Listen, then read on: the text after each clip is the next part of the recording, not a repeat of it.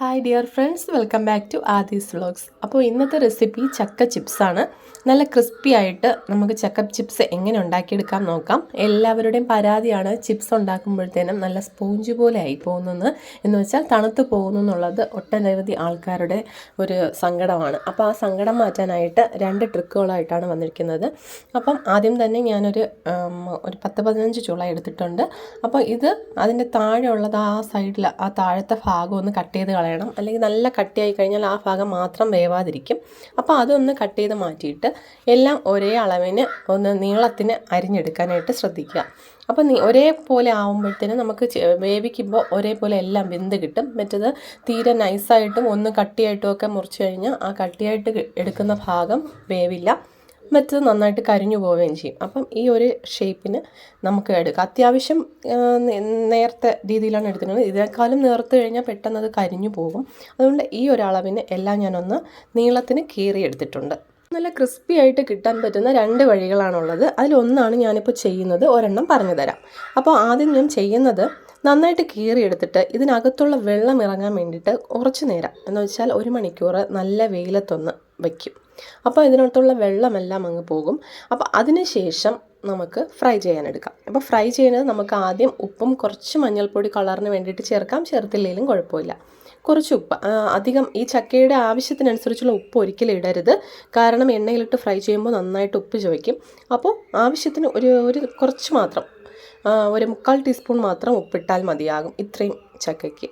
അപ്പോൾ അത്രയും ഇട്ടിട്ടുണ്ട്. നന്നായിട്ട് ഒന്ന് ഇതുപോലെ കൈ കൊണ്ടല്ലാതെ ഒന്ന് തട്ടിക്കൊടുക്കുക. അപ്പോൾ എല്ലായിടത്താകും. ഒരു 1/4 ടീസ്പൂൺ മഞ്ഞൾപ്പൊടി ഞാനൊന്ന് ഇട്ട് കൊടുത്തിട്ട് തട്ടുന്നുണ്ട്. അപ്പോൾ മഞ്ഞൾപ്പൊടി നിങ്ങൾക്ക് ആവശ്യമുണ്ടെങ്കിൽ ഇട്ടാൽ മതി, അല്ലാതെയും നല്ല കളർ കിട്ടുന്നുണ്ടെങ്കിൽ കിട്ടാൻ വേണ്ടിയിട്ടാണ് ഇത് ഇടുന്നത്. അപ്പോൾ അങ്ങനെ ചെയ്യാം. എന്നിട്ട് നമുക്കിതൊന്ന് ഫ്രൈ ചെയ്തെടുക്കാം. അപ്പോൾ ഫ്രൈ ചെയ്യുമ്പോഴത്തേനും ശ്രദ്ധിക്കുക, ഒരു മീഡിയം ടു ഹൈ ഫ്ലെയിമിനിടയ്ക്കാണ് ഫ്ലെയിം ഇടേണ്ടത്. ഒത്തിരി ലോ ആക്കരുത്, കാരണം എണ്ണ പിടിക്കും. അപ്പോൾ നമുക്ക് മീഡിയം ടു ഹൈ ഫ്ലെയിമിലാണ് ഫ്ലെയിം ഇടാനുള്ളത്. അപ്പോൾ ഒന്ന് പെട്ടെന്ന് തന്നെ ഇതാവുന്നതാണ്. ചിപ്സ് പെട്ടെന്ന് തന്നെ വെന്ത് കിട്ടും. അപ്പോൾ ഒന്ന് തിരിച്ച് മറിച്ചും ഒന്ന് ഇട്ട് കൊടുക്കുക. ഇല്ലെങ്കിൽ ഒരു ഭാഗം മാത്രമേ വേവത്തുള്ളൂ. തിരിച്ച് മറിച്ച് ഇട്ട് കൊടുത്തിട്ടൊന്ന് വേവിച്ചെടുക്കുക. അപ്പോൾ ഇതൊരു ട്രിക്ക്. രണ്ടാമത്തെ ട്രിക്ക് നമ്മൾ ഡബിൾ ഫ്രൈ ചെയ്യുക എന്നുള്ളതാണ്. അത് കുറച്ച് സിമ്പിൾ മാത്രമല്ല, രണ്ടും സിമ്പിളാണ്.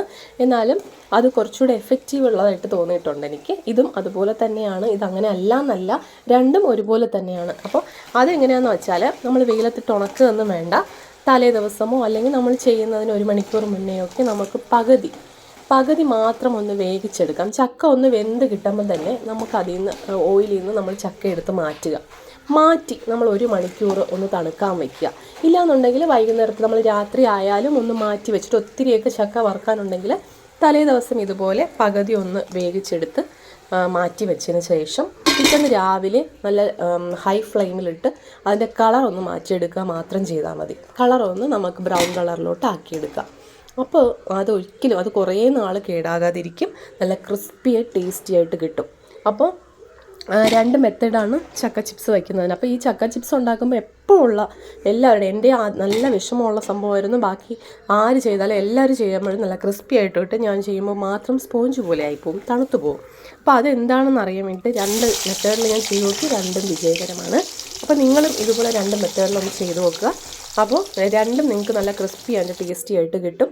അപ്പോൾ എല്ലാവർക്കും ചക്ക ചിപ്സ് ഉണ്ടാക്കുന്ന റെസിപ്പി ഇഷ്ടപ്പെട്ടു എന്ന് വിചാരിക്കുന്നു. തുടർന്ന് സപ്പോർട്ട് ഉണ്ടാകുക. ചാനൽ ആദ്യമായിട്ടാണ് കാണുന്നതെങ്കിൽ ഒന്ന് സബ്സ്ക്രൈബ് ചെയ്തേക്കണം.